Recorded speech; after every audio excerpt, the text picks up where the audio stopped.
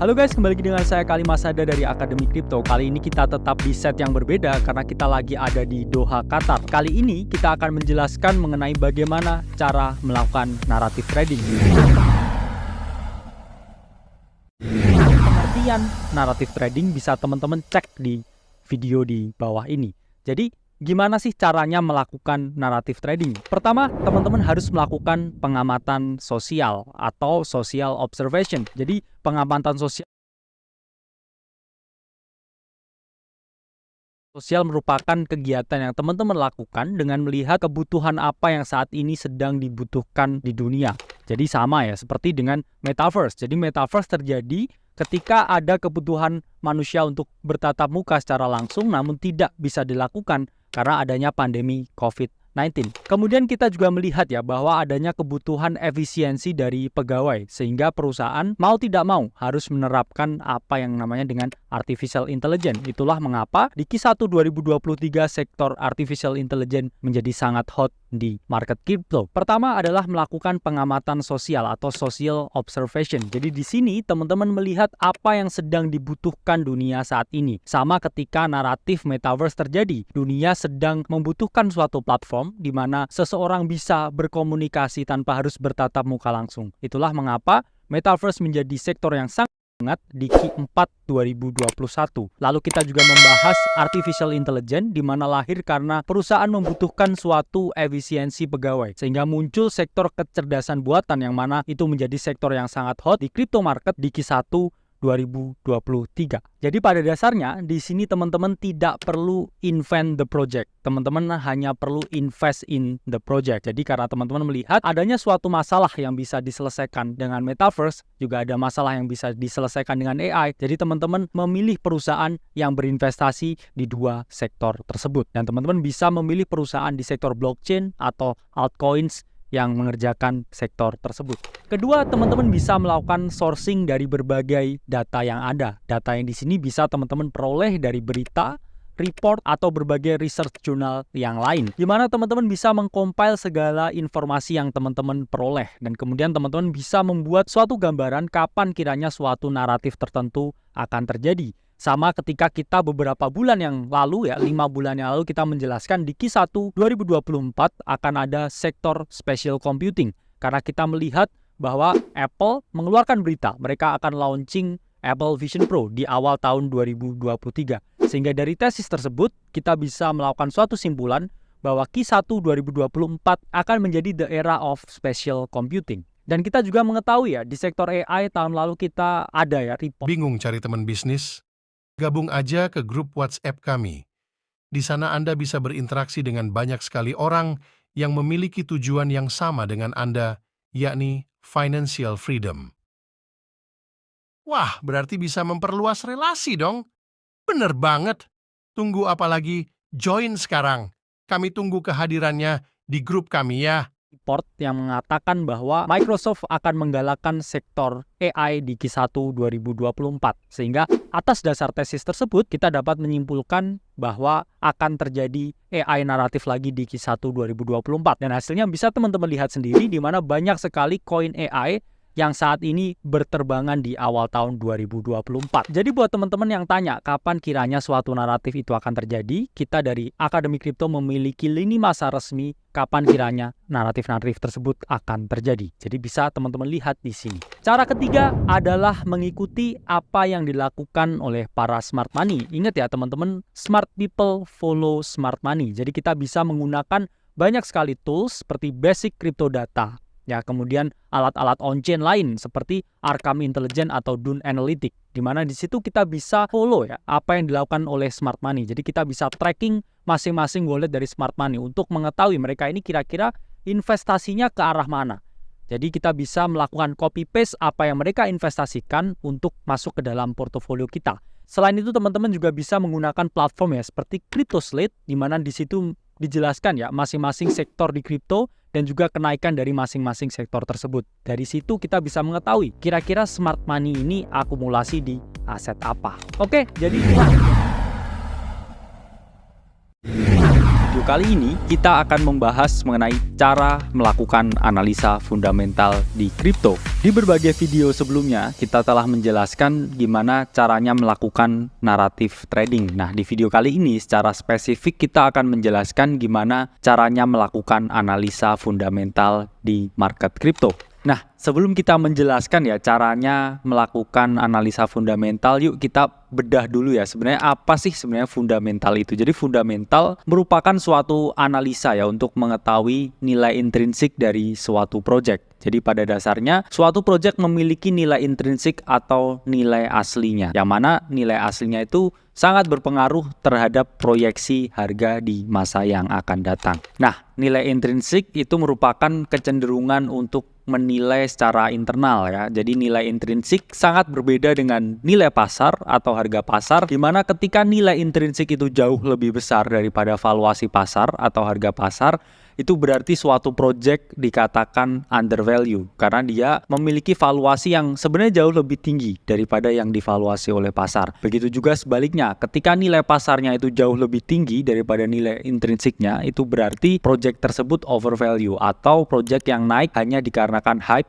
tapi fundamentalnya tidak terlalu baik. Nah, teman-teman pasti udah tahu nih apa itu fundamental di kripto. Nah, sebenarnya apa sih pentingnya melakukan analisa fundamental? Pada dasarnya analisa fundamental itu sangat diperlukan. Kenapa? Karena itu akan meningkatkan pengetahuan teman-teman terhadap suatu project tertentu. Apabila pengetahuan teman-teman terhadap suatu project itu meningkat, maka akan tumbuh kepercayaan di teman-teman. Dan kepercayaan itu akan menumbuhkan keyakinan, yang mana keyakinan itu adalah final form yang teman-teman butuhkan ketika teman-teman berinvestasi. Jadi kalau teman-teman udah yakin, teman-teman pasti tidak akan stres ya melihat pergerakan atau fluktuasi harga jangka pendek. Jadi naik juga nggak terlalu euforik, dan juga ketika turun teman-teman juga nggak panik. Itulah pentingnya teman-teman memiliki keyakinan terhadap aset yang teman-teman investasikan. Tapi keyakinan tersebut tidak akan mungkin bisa terbangun tanpa teman-teman menumbuhkan kepercayaan, tanpa teman-teman memiliki pengetahuan terhadap project yang teman-teman investasikan. Nah, kita masuk pertanyaan pamungkasnya nih. Gimana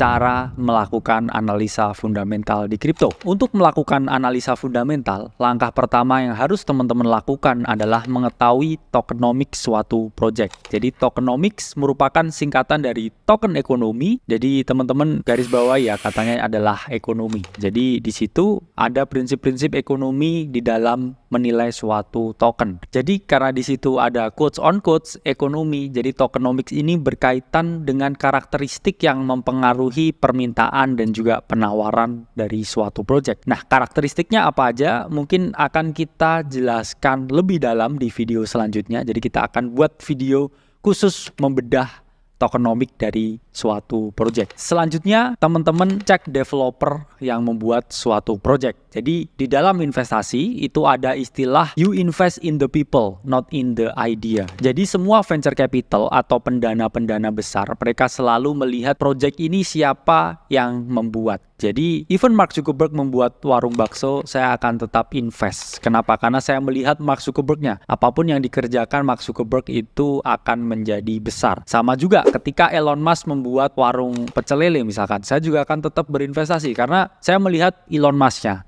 bukan melihat pecel lelenya. Itulah mengapa sangat penting teman-teman melihat riwayat developer yang mengerjakan suatu project kripto tertentu. Apakah pernah fail sebelumnya? Apakah projectnya bisa sampai $1 billion market cap? Apakah projectnya bisa di listing di exchange-exchange besar? Itu adalah hal yang harus teman-teman perhatikan sebelum berinvestasi ke suatu project. Karena pada dasarnya developer di kripto itu ada yang dox dan juga undox ya. Undox itu artinya mereka tidak disclose identitas asli mereka. Sementara yang dox atau doxing itu artinya mereka mendisclose identitas asli mereka. Seperti Vitalik Buterin kita tahu adalah founder Ethereum. Kemudian Charles Hoskinson adalah founder dari Cardano dan lain sebagainya. Jadi mereka mendisclose identitas asli mereka ke publik sehingga menimbulkan rasa percaya yang tinggi. Itulah mengapa teman-teman harus perhatikan siapa developer di balik project-project kripto tersebut. Ketiga, teman-teman pastikan komunitasnya hidup dan jalan. Sebenarnya komunitas ini memiliki dua fungsi ya, teman-teman. Satu, komunitas selalu melakukan cross-check apa yang dilakukan oleh developer. Jadi misalkan developer tidak mendevelop project mereka, atau developer terlambat untuk mengeksekusi sesuatu, maka mereka dari para komunitas ini akan selalu komplain ya ke devnya. Kok begini, kok seperti ini, harusnya seperti ini. Sehingga itu merupakan fungsi cek dari komunitas. Dan kedua, komunitas sendiri juga akan menciptakan herd behavior secara alami, mulut ke mulut secara alami, karena mereka yang sudah berinvestasi terhadap project tertentu itu mereka selalu create the buzz. Mereka selalu berkoar-koar di sosial media tentang project ini, itu, dan juga mereka mengajak teman mereka, saudara mereka untuk berinvestasi ke project tertentu. Sehingga sangat penting untuk teman-teman lihat apakah komunitasnya itu jalan atau tidak. Karena ketika komunitas itu jalan dan grow semakin besar, itu berarti kemungkinan project untuk menjadi semakin besar itu juga terbuka lebar. Oke guys. Di video kali ini kita akan menjelaskan bagaimana cara membedah tokenomics suatu project. Jadi di video sebelumnya kita sudah menjelaskan ya bahwa salah satu hal atau komponen penting ketika teman-teman melakukan analisa fundamental adalah membedah atau mengetahui tokenomic dari suatu project tertentu. Jadi apa sih tokenomic? Tokenomic itu merupakan singkatan dari token ekonomi atau karakteristik tertentu yang berkaitan dengan permintaan dan penawaran harga dari suatu project tertentu. Nah, di video kali ini kita akan secara spesifik membedah karakteristik apa saja yang ada di dalam tokenomic yang mana cara langsung mempengaruhi permintaan dan penawarannya. Karena di sini ada kata beberapa, jadi memang ada komponen-komponen tertentu yang harus teman-teman perhatikan. Karakteristik pertama yang harus teman-teman perhatikan adalah model bisnis atau bisnis model. Jadi saya telah mengungkapkan ya, altcoin itu pada dasarnya sama persis seperti perusahaan teknologi. Jadi ada manusianya, ada gedungnya, ada alatnya, ada metodenya untuk meng-create suatu value atau nilai. Dan value inilah yang ditransaksikan di pasar. Jadi suatu altcoin yang baik itu adalah altcoin yang memiliki bisnis model yang bisa mengenerate revenue sendiri tanpa mengandalkan kenaikan harga token. Jadi ada juga nih ya project yang memang mereka itu tidak punya bisnis model. Jadi bisnis modelnya itu mengandalkan para investor baru. Ya, investor yang menginvestasikan uangnya di market, kemudian harga naik dan developer menjual token yang mereka miliki. Jadi bisnis model yang baik itu tidak seperti itu. Jadi bisnis model yang baik itu adalah mereka yang memiliki suatu metode khusus, suatu produk khusus atau suatu protokol khusus yang memang digunakan. Dan ketika digunakan itu bisa meng-create suatu value, nilai yang mana dapat meningkatkan revenue dari perusahaan. Jadi tanpa adanya investor baru, tanpa adanya hype, tanpa adanya cycle baru, mereka bisa tetap bertahan. Itulah kenapa Ethereum secara value memiliki nilai yang cukup tinggi, karena Ethereum memiliki jaringan yang mana digunakan oleh para Web3 developer untuk membangun dApps atau decentralized application di atas jaringan Ethereum. Itulah mengapa kalau kita lihat cycle to cycle, Ethereum itu memiliki harga yang lebih stabil dan tidak mati ya sampai sekarang. Berbeda dengan 90% project altcoins lain yang sampai sekarang ini sudah tidak eksis lagi. Karakteristik kedua adalah memperhatikan jumlah token yang beredar. Jadi semakin banyak token yang udah beredar dari total token yang mungkin beredar, itu menunjukkan tidak adanya potensi token unlock lagi. Jadi apa sih token unlock? Token unlock itu merupakan suatu sistematika ya, di mana dari protokol suatu project tertentu itu lahir token baru atau token baru itu dirilis di pasar. Jadi sesuai dengan hukum ekonomi, semakin banyak persediaan yang beredar di market itu menyebabkan rarity atau kelangkaan dari suatu token itu semakin berkurang, sehingga otomatis dia menjadi sedikit ya overvalue, sehingga harganya diprediksi bisa mengalami penurunan. Karena semakin banyak ya token yang beredar di market, itu berarti para investor bisa menjualnya di market. Itulah kenapa Bitcoin secara harga itu relatif stabil ya, cycle to cycle selalu naik karena difficulty untuk mining itu selalu meningkat dan limited persediaannya, hanya 21 juta. Itulah mengapa ketika teman-teman mau berinvestasi pada project altcoins, teman-teman lihat apakah sudah ke-unlock semua tokennya. Apabila sudah mendekati 100% token yang ke-unlock, itu tandanya tidak ada potensi token unlock lagi. Sehingga teman-teman relatif lebih safe, tidak takut didam di market ketika terjadi token unlock lagi. Komponen ketiga yang harus teman-teman perhatikan itu adalah market cap. Jadi market cap atau valuasi dari suatu token itu merupakan jumlah perkalian antara token yang beredar dikalikan dengan harga. Jadi semakin tinggi market cap itu menunjukkan semakin banyak token yang beredar dan juga harga yang semakin tinggi. Begitu juga sebaliknya, ketika market cap dari suatu project itu rendah, itu antara harganya yang masih under value atau persediaannya yang masih sedikit. Karena semakin banyak persediaan dan juga harganya itu juga semakin tinggi, itu menyebabkan market cap itu inflated menjadi sangat tinggi. Sehingga teman-teman ketika berinvestasi pada project yang memiliki market cap rendah atau valuasi yang rendah, itu jauh lebih mudah ya untuk harga ini naik, karena memang uang yang dibutuhkan untuk menaikkan harga jauh lebih sedikit daripada proyek yang memiliki kapitalisasi pasar yang lebih tinggi. Namun demikian, teman-teman juga tetap harus memperhatikan volume perdagangan, karena untuk menaikkan harga harus diperhatikan dua faktor ya selain market cap, yaitu adalah volume perdagangan. Semakin rendah volume perdagangan itu menunjukkan kalau interest market terhadap suatu proyek tertentu itu rendah, sehingga harganya itu gampang sekali untuk naik atau turun. Begitu juga sebaliknya ya, ketika interest market terhadap suatu project itu tinggi, itu volume perdagangan itu juga akan tinggi. Itulah mengapa teman-teman harus memperhatikan market cap dan juga volume perdagangan. Jadi teman-teman yang suka scalping ini ya, agresif, biasanya melihat volume perdagangan aja. Apa yang sedang hot sekarang, apa yang diperbincangkan, apa yang diperdagangkan saat ini, dan bagaimana cara memperoleh keuntungan dalam time frame yang pendek. Itu untuk scalping. Tapi kalau teman-teman yang mau swing trading atau hodling atau investasi, teman-teman cenderung lihat aja tokenomiknya, valuasinya, market cap-nya, dan positioning for the long run.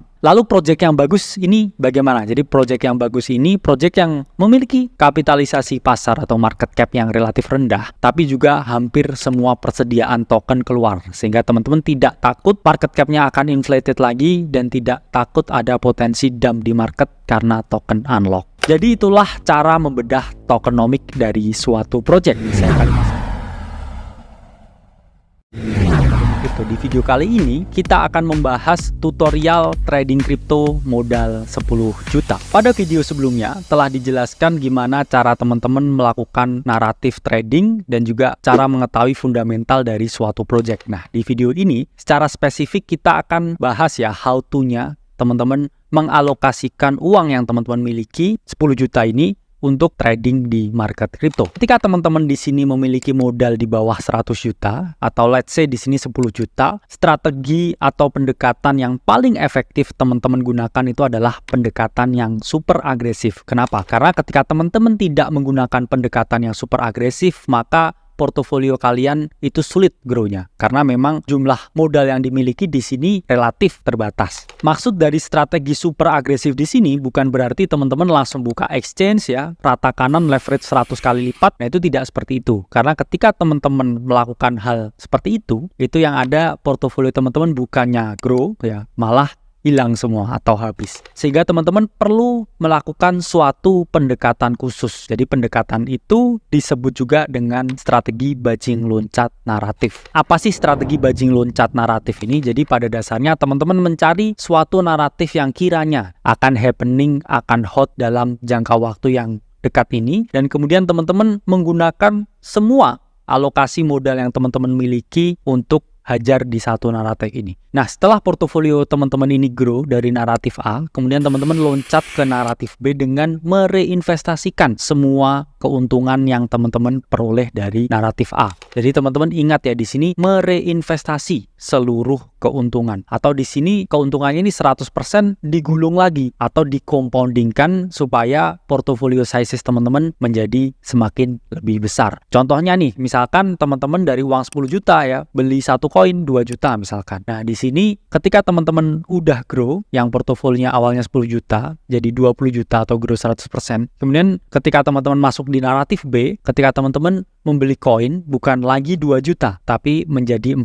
juta. Dan seterusnya. Jadi strategi gulung-gulung atau compounding ini yang dilakukan oleh Warren Buffett sampai beliau berhasil di titik sekarang. Ini beliau memulainya hanya dengan nilai yang sangat kecil, tapi dilakukan secara konsisten sejak tahun 40-an sampai saat ini. Nah, strategi yang sama juga saya terapkan di market kripto, di mana saya berhasil melipat gandakan portofolio yang saya miliki dari angka puluhan juta menjadi miliar hanya dalam waktu 2 tahun. Di sini kita langsung bahas teknisnya. Saya punya uang nih, modalnya 10 juta. Itu teknisnya gimana? Jadi, ketika teman-teman memiliki modal 10 juta atau istilahnya 100%-nya ini ya, idealnya teman-teman membeli itu 20% untuk setiap koin yang teman-teman beli. Jadi dengan modal 10 juta, 20%-nya itu adalah 2 juta untuk satu koin. Sehingga di sini teman-teman dengan modal 10 juta ini maksimal hanya bisa membeli 5 koin. Jadi 5 koin ini dalam satu naratif tertentu. Misalkan naratifnya di sini AI. Jadi teman-teman membeli koin A, B, C, D, E yang mana semua memiliki narasi AI. Yang membedakan di sini adalah kapitalisasi pasarnya atau market cap-nya. Dua koin utama itu harus memiliki kapitalisasi pasar yang tinggi. Sementara 3 koin lainnya di sini adalah koin yang memiliki kapitalisasi pasar yang rendah. Mengapa demikian? Karena 2 koin yang memiliki kapitalisasi pasar tinggi itu hampir dipastikan selalu naik ketika narasi AI ini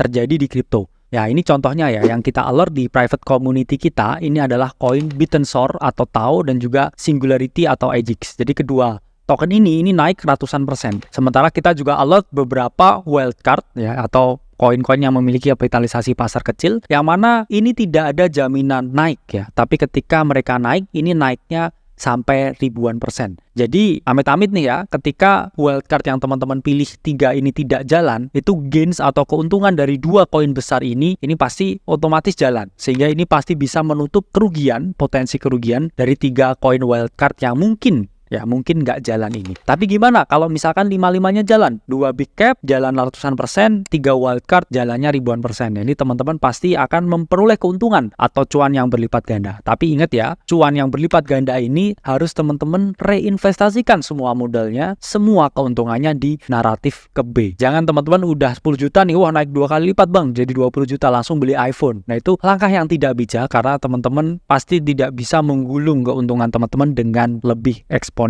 Kuncinya di sini teman-teman harus menghindari ya medium cap atau koin-koin yang ratusan juta dolar market cap-nya. Kenapa? Karena downside-nya itu sama dengan micro to low cap, tapi upside potensialnya itu tidak setinggi micro to low cap. Sehingga teman-teman mending micro to low cap aja ya, karena secara perspektif risk to reward itu jauh lebih bagus untuk teman-teman tradingkan. Lalu teman-teman juga tetap harus mempertimbangkan untuk melakukan pengambilan keuntungan secara bertahap. Jadi ingat, naratif hanya berjalan 2-4 bulan. Ketika sudah lebih dari 2 bulan, teman-teman mulai amankan modal, amankan keuntungan, karena tidak ada yang 100% bisa timing the top, tapi teman-teman bisa mulai melakukan pengambilan keuntungan secara berkala untuk memastikan teman-teman bisa memperoleh keuntungan yang terrealisasikan. Oke guys, jadi itu tutorial trading kripto modal 10 juta. Saya Khalid Masada dari Akademi Kripto. Sampai berjumpa di video selanjutnya.